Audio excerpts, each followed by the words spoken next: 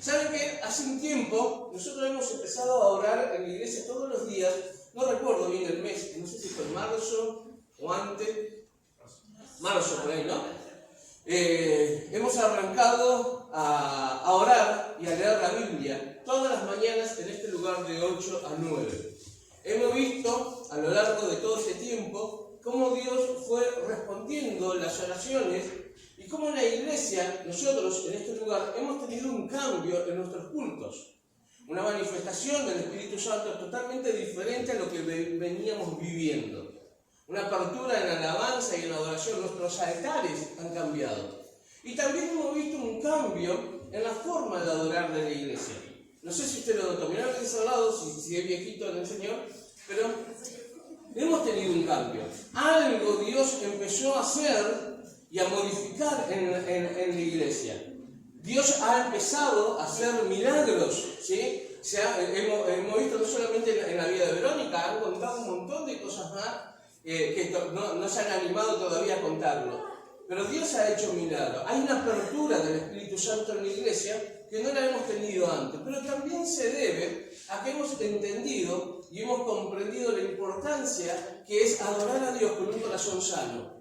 Porque cuando el corazón está enfermo, cuando hay raíz de amargura, cuando no podemos entender algunas cosas, no podemos perdonar, todavía estamos con rencor, siempre va a haber un obstáculo o una puerta cerrada al poder de Dios. No es que Dios no va a descender, no, sí, Dios va a descender, el Espíritu Santo va a querer tocar, pero cuando quiera entrar, va a encontrar una puerta cerrada, que tiene que ver con todo lo que nos pasa interiormente. Hemos aprendido un montón a lo largo de este tiempo cómo las emociones nos afectan y afectan toda nuestra vida cotidiana. Cómo nos afectan en las relaciones interpersonales, en tu matrimonio, en la relación con tus hijos, cómo te afecta en la relación con la gente que vos te movés afuera, en la calle, en tu trabajo. Hemos visto y hemos aprendido y hemos dejado que Dios empiece a sanar nuestras emociones. Por eso el salmista decía: Señor, ten piedad de mí, perdona mis pecados y sana mi alma, ¿no? Porque el alma necesita una transformación y necesitamos ser sanados. A veces uno dice: no, ya Dios me sanó a mí hace unos años.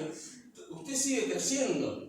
El tiempo no se detiene, seguimos creciendo y la gente nos sigue afectando. De una u otra manera, nos sigue afectando. Las personas que más nos lastiman son las personas que más amamos. Y las personas a las cuales más lastimamos son a los que más amamos también, ¿no? Es un ida y vuelta esto. Entonces, todo el tiempo necesitamos que nuestras emociones estén en un equilibrio constante con Dios.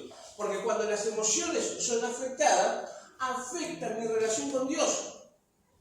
Y no puedo adorar a Dios de una manera libre. El Espíritu Santo se mueve en la iglesia, pero parece que a mí no me tocó. Hace unos días atrás hablaba con una persona y dice: yo veía que todo el mundo recibía y yo estaba frío, estaba duro. ¿Qué era lo que pasaba? Si yo tenía el deseo de buscar a Dios como lo buscaba antes, pero veía que todo el mundo recibía, lloraba, se caía, se emborrachaba, ¿no? Como pasó hace unas semanas atrás en este lugar, pero a mí no me pasaba nada. Y tiene que ver con su parte emocional, su parte almática estaba afectada. Por eso hemos aprendido todo lo que conlleva las emociones y cómo nos afectan en la vida cotidiana. Cómo nos afectan a nosotros, ¿no? En nuestro mover, cómo nos afecta en todo lo que nosotros planeamos, queremos hacer. No somos a veces ni la sombra de lo que una vez fuimos o quisimos ser. Cómo nos afecta en nuestra vida, cómo nos afectan en nuestras decisiones. Ayer a la mañana hablaba con una persona y me dice: yo quiero venir a la iglesia. Quiero venir a la iglesia, porque yo cuando confronto le digo: ¿qué vas a esperar? ¿Que te pase algo para venir a la iglesia? Entonces le digo: porque tus hijos quieren venir a la iglesia. Tú te escuchó uno de los hijos. Y me dice: sí, yo le digo: yo quiero venir. Yo le digo: siempre vamos para la iglesia, le digo, ¿no? Al papá. Le digo: ¿qué vas a esperar? Entonces me dice: no, yo quiero venir, pero cada vez que quiero venir, hay algo internamente que me frena. Y digo: no, nos quedamos. Preparo a toda la familia, se prepara la esposa, se preparan los hijos, vamos, y cuando van a salir, algo lo frena y se quedan en la casa. Y tiene que ver con la parte emocional. Hay algo, hay una apertura, una puerta abierta, donde el diablo, se mete y trunca, resiste, genera una resistencia en la familia, en el matrimonio, en las relaciones. Y el tiempo, hay algo que nosotros quiero volver, porque esta mañana voy a volver a compartir una prédica que compartí unos 2 meses prácticamente en este lugar, y que la compartí el fin de semana pasado en la iglesia central, o el otro, no recuerdo ya, he perdido un tiempo de espacio, pero tiene que ver con las emociones. Tiene que ver con las emociones, porque nosotros tenemos que entender que le tenemos que dar un lugar a Dios para que trabaje y se mueva en nuestras emociones, para que sane las emociones. Porque si todavía hay algo que no se solucionó, el tiempo pasa. No se detiene, pero sí detenemos el tiempo del propósito de Dios. Quiero que entendamos una cosa: si ustedes no sanan, si ustedes no dejan que Dios empiece a obrar en los corazones, van a detener el tiempo del propósito de Dios, pero no el tiempo cronos. El tiempo crono avanza todo el tiempo. Mirá lo que tenés al lado, y seguramente tiene arrugas que antes no tenía, ¿no? Ahora yo les pregunto, ¿cuántos años hace que venís a la iglesia? El otro día los míos me dicen: papá, yo nací en la iglesia. Sí, es verdad, nacieron acá en la iglesia. ¿Cuánto hace que venís a la iglesia? ¿10, 20, 30? ¿Podés tener la satisfacción de decir: no, yo vi crecer en la iglesia 40 años, vamos a cumplir 34, ¿no? 35 años de iglesia autónoma. ¿Viste la iglesia crecer? Ahora, ¿cambiaste en estos 35 años? ¿O seguís siendo la misma persona? ¿Seguís teniendo los mismos conflictos?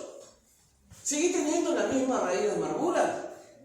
¿Seguís teniendo los mismos cuestionamientos? ¿Por qué? Porque el tiempo cronos no se detiene, avanza. Pero si no cambiamos nosotros, quiere decir que se detuvo el tiempo del propósito de Dios en nuestra vida. Juan capítulo 5 narra la historia del paralítico de Betesda. Dice la Biblia que Jesús, cuando desciende, llega al pórtico donde estaban todos, donde yacía una multitud de enfermos, paralíticos, cojos, ¿sí? Estaban todos en ese lugar, y todos los enfermos estaban a la vera del estanque de Betesda. El estanque de Betesda significa casa de misericordia.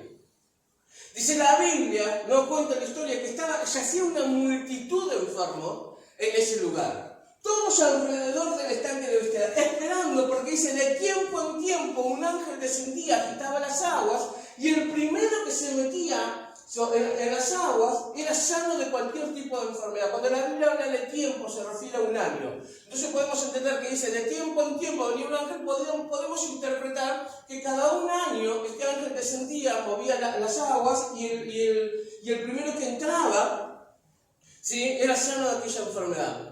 Pero hay un agravante en esta historia, porque dice que yacía una multitud de enfermos. Pero en esa multitud de enfermos aparece en escena Jesucristo junto con sus discípulos, y encara directamente, va hacia donde está el paralítico de Betesda. Podía haberse detenido ante cualquiera de ahí, porque todos estaban en igualdad de condiciones. Todos estaban en igualdad de condiciones. Podía haberse detenido ante cualquiera. Vos imagínate, Jesús entra a este lugar, puede detenerse con cualquiera de nosotros. Porque todo lo que estamos acá tenemos necesidad. Todo lo que estamos acá, alguien dijo hoy, no sé si fue mi esposa o María o alguien que dijo: todos estamos pasando por algún tipo de prueba. Ruth creo que fue, ¿no? Todos estamos pasando por algún tipo de prueba, por algún desierto, por algún tipo de aflicción. Todos quizás nos hemos preguntado en alguna ocasión en estos días: ¿dónde estaba Dios? ¿Por qué Dios permitió tal situación? ¿Por qué Dios permitió que me pasara esto? ¿No? Y el paralítico, o sea, cuando Jesús entra en la escena, entra al lugar donde estaba el estanque de Betesda, ve que yacía una multitud de gente. Todos estaban en igualdad de condiciones. Pero la Biblia dice que este hombre, hacía 38 años, se detiene en una sola persona a contar la historia. El apóstol Juan, cuando empieza a contar y a narrar la historia, se detiene en uno solo de todos los enfermos que estaban ahí y cuenta que hacía 38 años que este hombre estaba en esa condición, estaba paralítico. ¿Sí? Y cuando ustedes buscan en el diccionario qué es paralítico, te dice que es una persona que sufre una parálisis. Y una parálisis puede ser que el sistema nervioso central que hay en el cerebro se vea afectado por una ACV, por un golpe, por un traumatismo, o su médula ósea también sea afectada, entonces provoca una parálisis total o parcial del cuerpo. No sabemos si este hombre podía mover alguna de sus extremidades, dice que estaba postrado en una camilla. Pero por algún tipo de accidente o porque nació de esa manera, ¿sí? Y tuvo un problema en su cerebro o tuvo un problema en su médula ósea, quedó paralítico, quedó postrado. 38 años en la misma situación. El tiempo Cronos avanzó.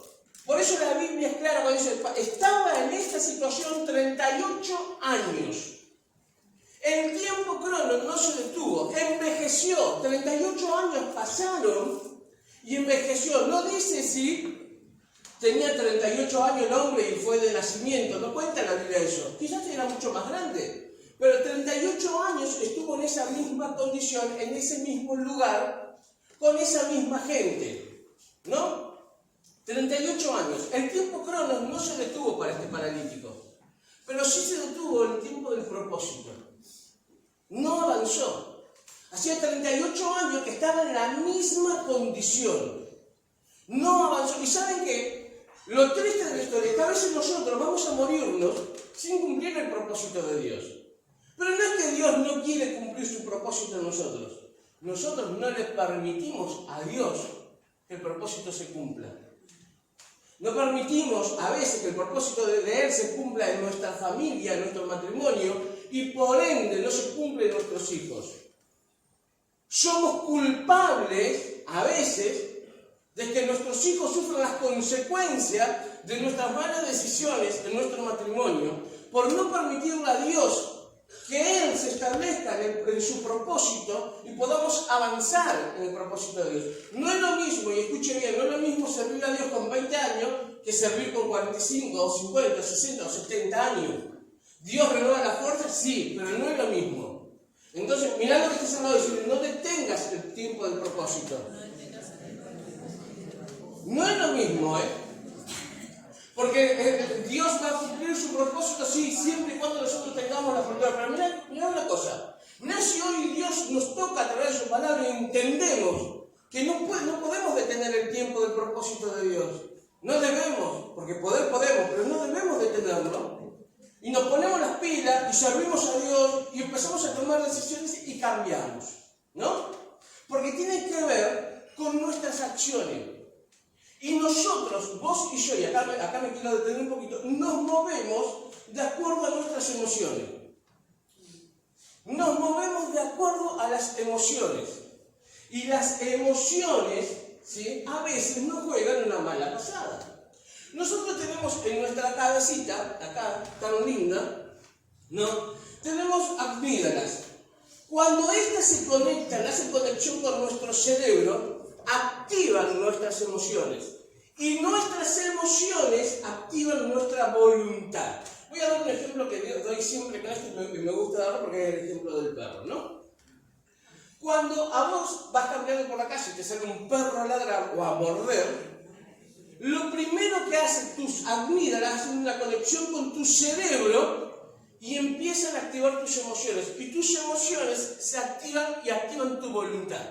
O sea que vos, lo primero que haces es mirar y activar que tiene que ver con el mecanismo de supervivencia.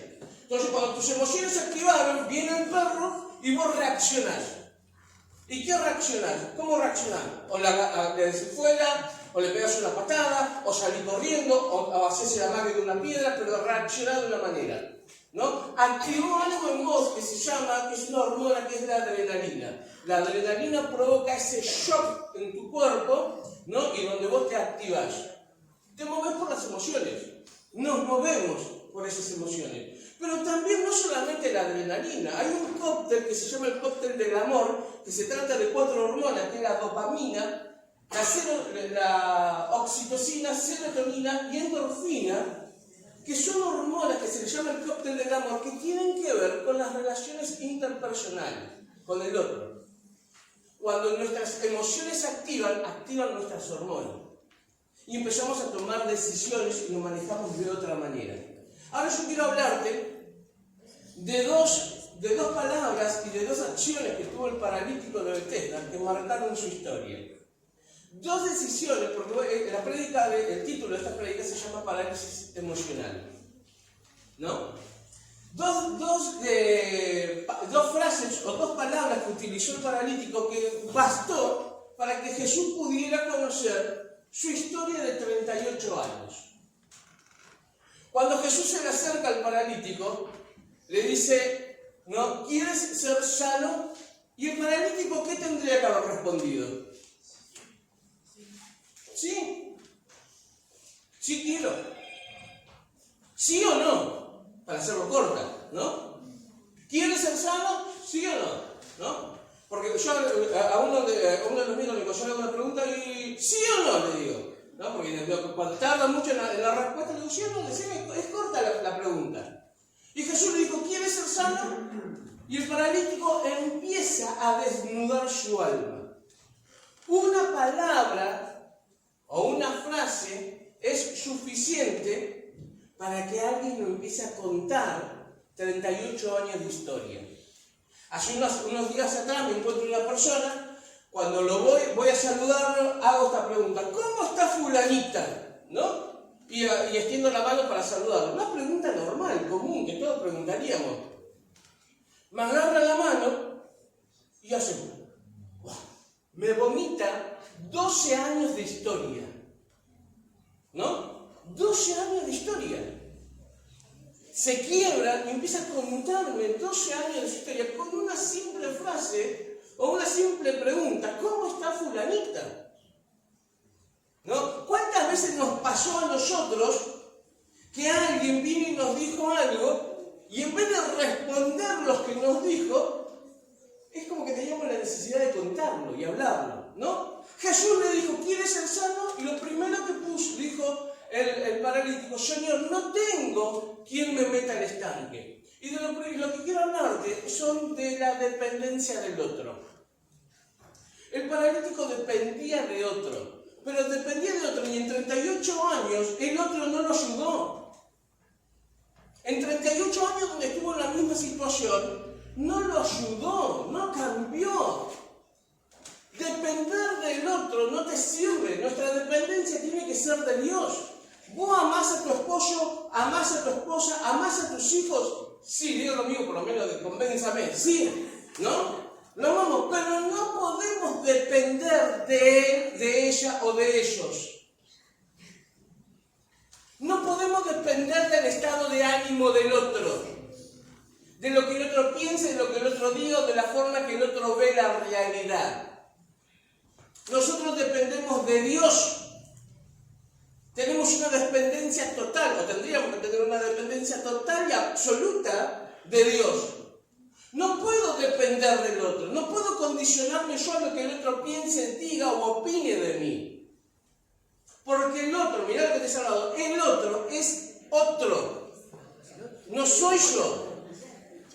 Y está condicionado a su estructura, a su creencia, a su educación, a lo que le brindaron, a lo que no le dieron. Entonces está condicionado a todo ese contexto y lo que piense el otro, diga el otro, opine el otro, es una cuestión del otro, no mía. Y el paralítico le dijo, Señor, no tengo quien me meta al estanque, porque entre tanto que se agita el agua, otro se mete antes que yo. ¿No? Dependencia del otro. Qué triste es depender de otro. Qué triste que nuestra felicidad o nuestra plenitud, nuestra alegría, dependa del otro. Según como el otro esté o como el otro venga. Hace un tiempo atrás mi hijo me preguntaba, papá, ¿cómo viniste hoy del trabajo? ¿Bien o mal? ¿No? Mal, le digo yo. Porque es como que uno está condicionado a ver cómo viene el otro, y si el otro vino mal, y bueno, ya se le va a pasar. Y si no se le pasa, decirle Lola, ¿no? Andando con Lola, ¿no? Porque tiene que ver con el otro. Lo segundo que hizo el paralítico fue poner excusas. Las excusas detienen el tiempo del propósito de Dios. Miren, imagínense, ¿no? 38 años, en un mismo grupo social. ¿Qué puede haber hablado el paralítico? Dice que en ese lugar yacía una multitud de enfermos, cojos, paralíticos, ciegos, todos enfermos. ¿Qué conversación podemos imaginarnos de ese lugar? Hace unos días atrás aprendí, estudiando, ¿no?, psicología social, que desde el psicoanálisis, cuando se estudia un grupo, se estudia con la teoría de las 3D, ¿no? ¿Qué es la teoría de la 3D? Depósito, depositario y depositante. Todo grupo tiene un depósito del otro. El otro deposita algo sobre la persona y lo deposita de acuerdo a sus creencias, todo lo que piensa, todo lo que opina, ¿no? O sea, hay un depósito, hay un depositante y un depositario, el otro que recibe. ¿Cuál habrá sido el depósito de este grupo de enfermos? No, este grupo de enfermos, pero enfermos físicamente, ¿no? ¿Con qué se habrán retroalimentado? ¿Nunca escucharon, y perdón la expresión, ¿no?, dos viejitas o tres hablar? Y hablan de sus huesos, de los dolores de cadera, de la rodilla, de aquello, ¿no? Y como que se van retroalimentando, no miren a nadie, se van retroalimentando de sus dolores, ¿no? Vayan, o yo me acuerdo cuando le sacaba turno a Laura, cuando estaba embarazada, que le sacaba turno donde se juntaban todas las personas. ¿De qué hablaban? Se retroalimentaban de las experiencias que estaban teniendo. Porque eso es lo que hace un grupo social. Hay algo en común que unifica el grupo y se retroalimentan. Ahora vos imaginate este grupo de enfermos. ¿De qué habrán hablado? ¿Qué habrán hablado? ¿Habrán tenido envidia incluso de aquellos que llegaban primero? ¿De los que estaban más cerca del estanque? ¿De algunos que estaban totalmente imposibilitados de llegar? ¿De qué habrán hablado? ¿Cuál habrá sido su...? Porque saben que cuando uno está envenenado, envenena. O sea, siempre vas a buscar a alguien que esté en la misma condición o peor que vos, para poder enredarte un poco más, ¿no? Siempre vas. Y si vos estás enojado con alguien, vas a buscar a alguien para poder sembrar esa cizaña que también esté con algo dentro de su corazón que no lo haya dicho. Pero esa persona te va a atraer y vos vas a hacer... Viste que hay un dicho, siempre hay un roto para un descosido, ¿no? Es verdad. Siempre hay un roto para un descosido. Porque no es que vos te enamoraste de la persona y vas a decir, no. Hay algo de esa persona que te enamoraste que te atrajo, que tiene que ver con tu personalidad. Pero ahora, ¿cuál habrá sido la conversación de ellos? Si nosotros no aprendemos a dejar el resentimiento y el dolor de lado, jamás va a venir un milagro para nuestra vida.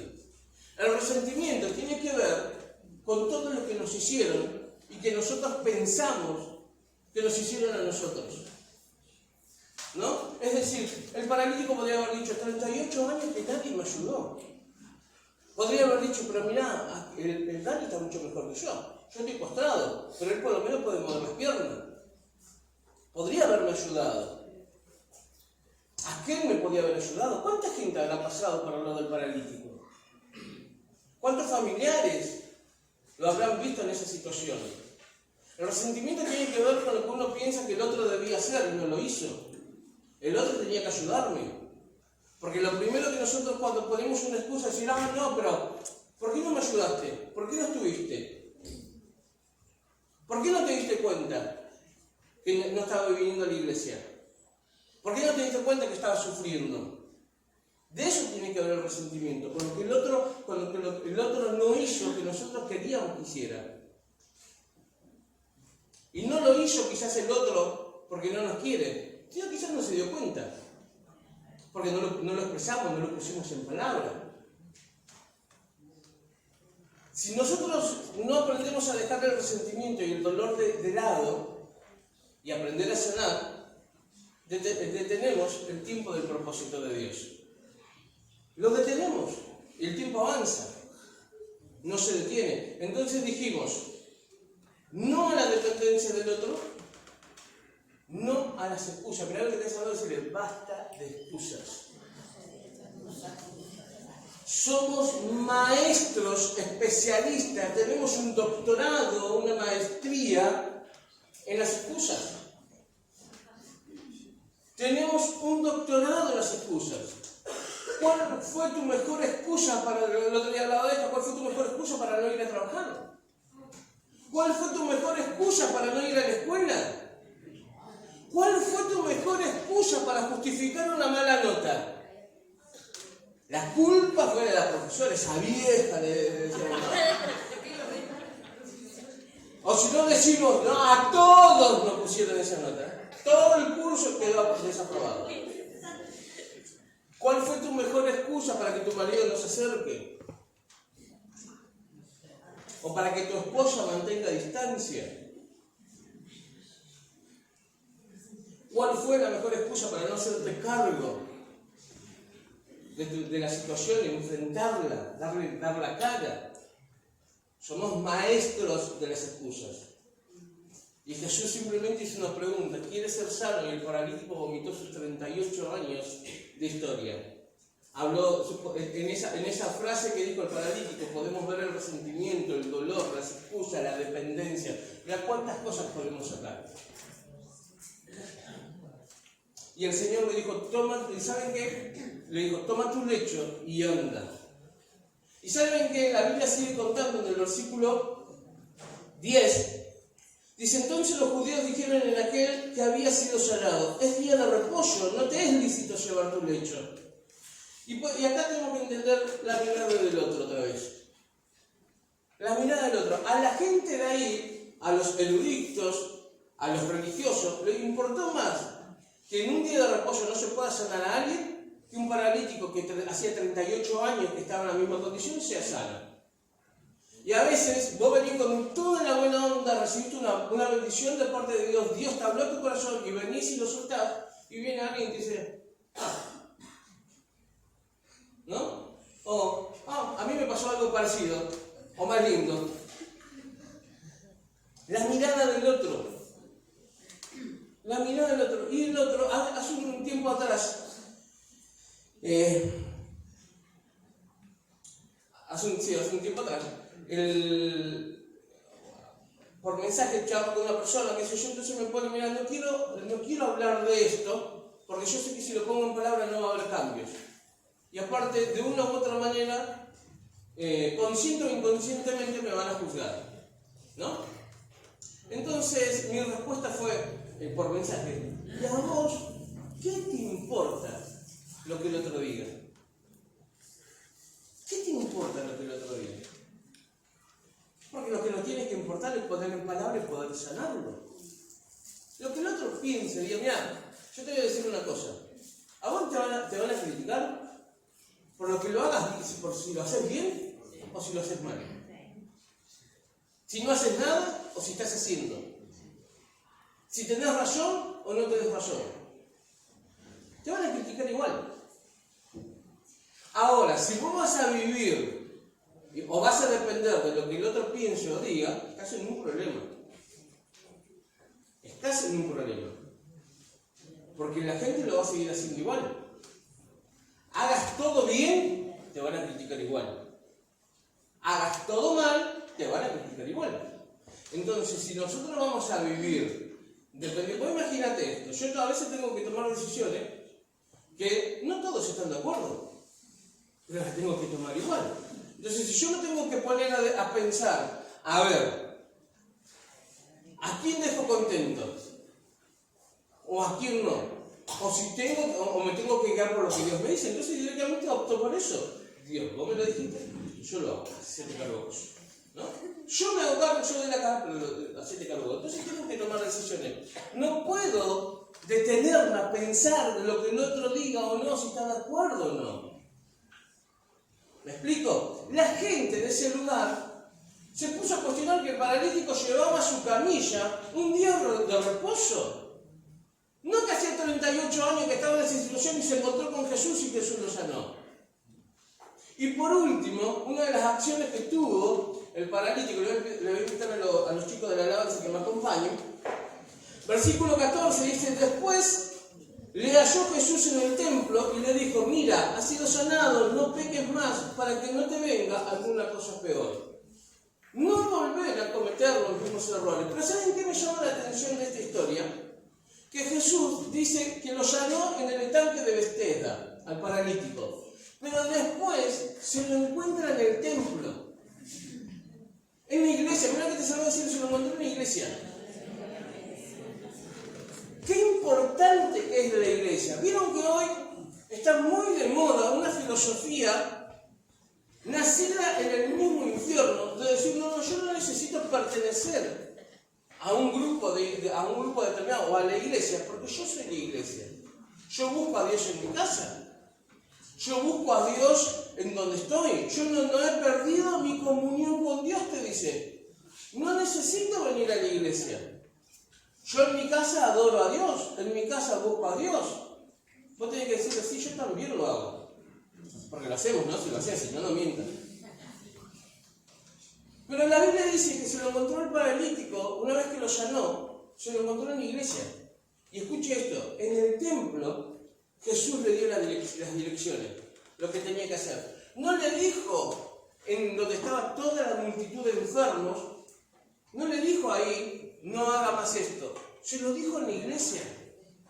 Lo encontró en la iglesia y en la iglesia le dio las direcciones. En la iglesia, escuche bien esto, para aquellos que todavía tienen un problema con congregarse o de asistir a una célula. Qué importantes son las células. Qué importante es que vos seas pastoreado en una célula. Porque en la célula, a través de la palabra predicada los domingos, Dios te direcciona. Dios te direcciona. Qué importante es esta estructura, estas 4 paredes, donde nos juntamos en comunidad. Un grupo social, nos juntamos en este lugar como una comunidad para adorar, con un fin en común, adorar y exaltar el nombre de Dios. En la iglesia podemos ir en los altares, Dios direcciona.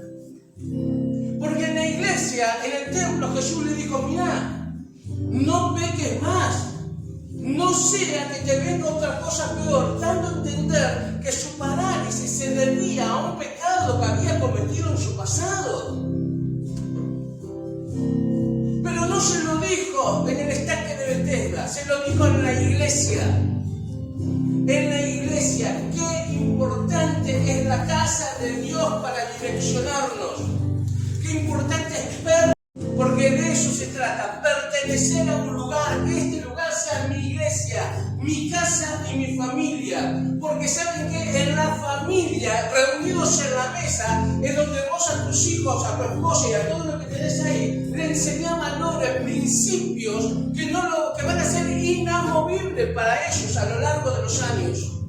Acá en la iglesia es donde a vos te enseñan a comportarte, a ser como tenés que ser el hombre que Dios quiere que vos seas, el esposo que Dios quiere que vos seas. Vos querés ver cambios en tu familia, querés ver cambios en tus hijos, querés que tus hijos no se metan en adicciones, querés que tus hijos hagan las cosas bien. Vení a la iglesia, congregate, asistí a una célula. Porque es ahí donde Dios te da dirección, no en tu casa.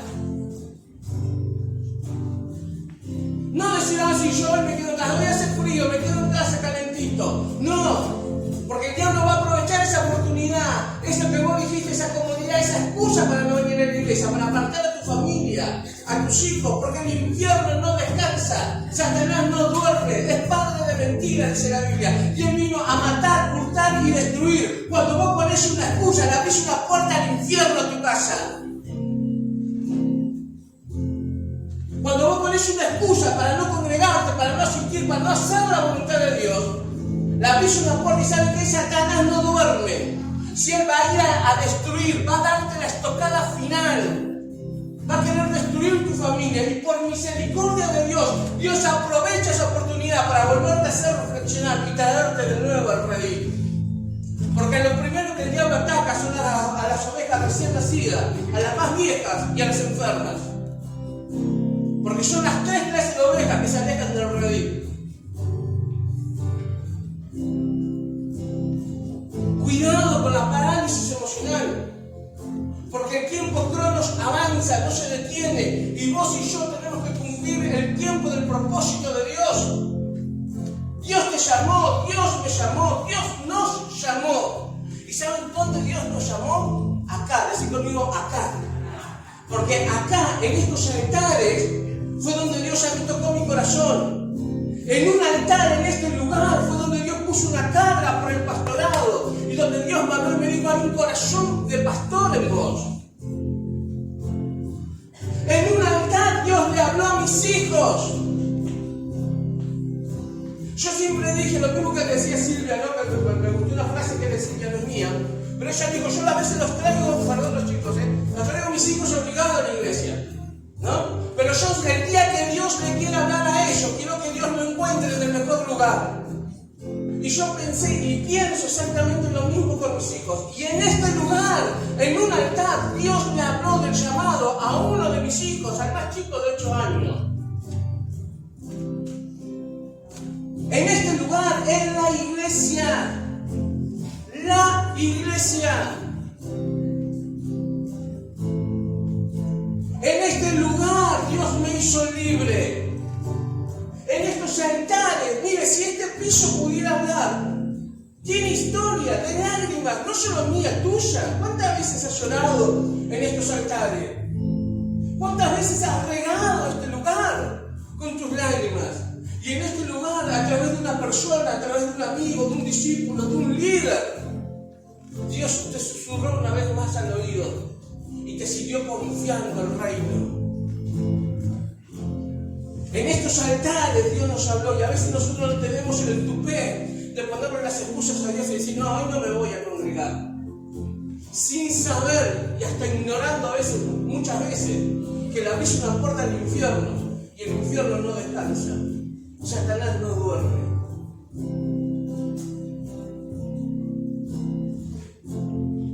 Pero cuando venimos acá a la iglesia, cuando pasamos a un altar y el Espíritu Santo nos toca, nos ministra,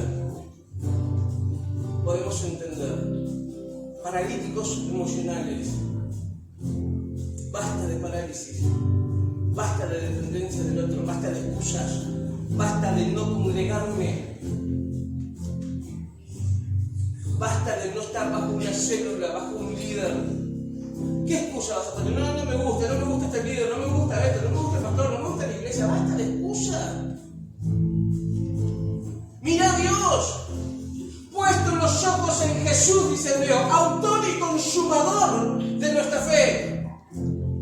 Pablo el Señor dice, si pues habéis resucitado con Cristo, buscad las cosas de arriba donde está Cristo, sentado a la diestra de Dios. Poned la mira en las cosas de arriba, no en las de la tierra, porque muertos sois, dice. Si poned la mirada en las cosas terrenales, muertos sois.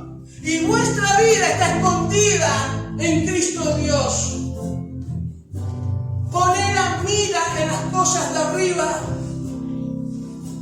Porque mientras más alto estamos, más chiquito vemos los problemas. Cuando hay mayor tormenta, el águila es donde vuela más alto. Sube a las alturas. Cuando estamos pasando por problemas, por dificultades, es donde más nos ayuda a buscar a Dios. Mientras más alto estemos, Abacú decía, Él hace mis pies como de ciervo, aunque la higuera no florezca, ni en la viña haya fruto, aunque falte el producto del olivo, y los labrados no den mantenimiento, aunque las ovejas sean quitadas de su majada y no haya vacas en los corrales. Con todo yo me alegraré en Jehová, y me gozaré en el Dios de mi salvación. Jehová el Señor es mi fortaleza, el cual hace mis pies como los ciervos, y en mis alturas, dice Abacú, me hace andar. Es ahí donde tenemos que poner la mira. en las cosas de arriba, porque el milagro está. No detengas el tiempo de Dios. Ponete de pie, por favor.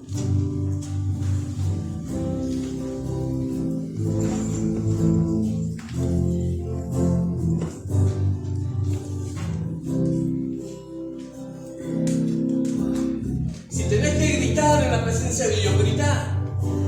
Si Dios está tocando tu corazón y el Espíritu Santo empieza a ministrar, tenés que sacar todo eso. Sacalo. Si tenés que llorar, así como dijo Moria Casada, si querés llorar, llorar, pero llorar en la presencia de Dios. Si hay cosas que Dios tiene que arreglar, arreglar en los altares. Si tenés que pedirle perdón a tu hermano, arreglarlo en los altares, arreglarlo en casa. Arreglarlo en casa, no permita que pase el tiempo.